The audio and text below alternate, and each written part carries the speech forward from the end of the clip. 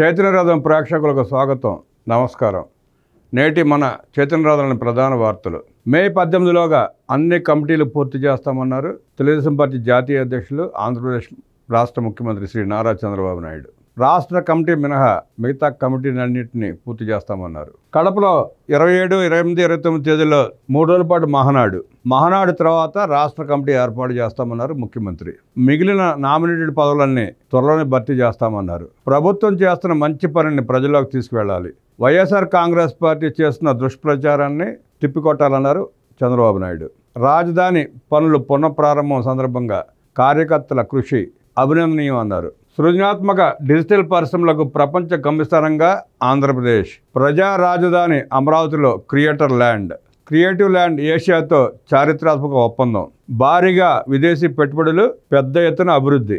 25,000 ఉద్యోగాల కల్పనే లక్ష్యంగా creative land.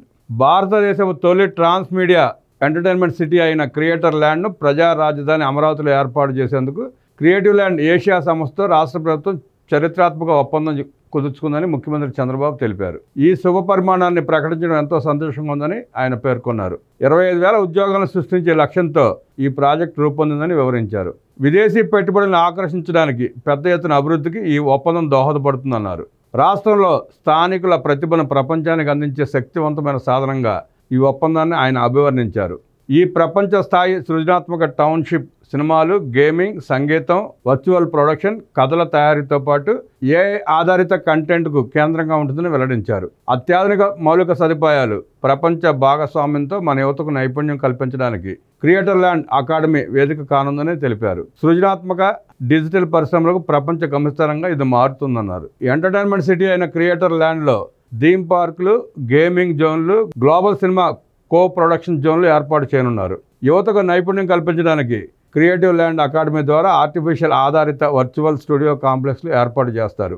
AI, R&D, VFX, gaming, వినోదం, టెక్, పర్యాటక రంగాల్లో నైపుణ్యాభివృద్ధి, ఉపాధి అవకాశాలను క్రియేటివ్ ల్యాండ్ సృష్టిస్తుంది. క్రియేటర్ ల్యాండ్ ఏర్పాటు తర్వాత ప్రపంచ స్థాయి ప్రొడక్షన్ హబ్ ద్వారా వినోదంతో పాటు ఆర్థిక వ్యవస్థకు ఊపు వస్తుంది.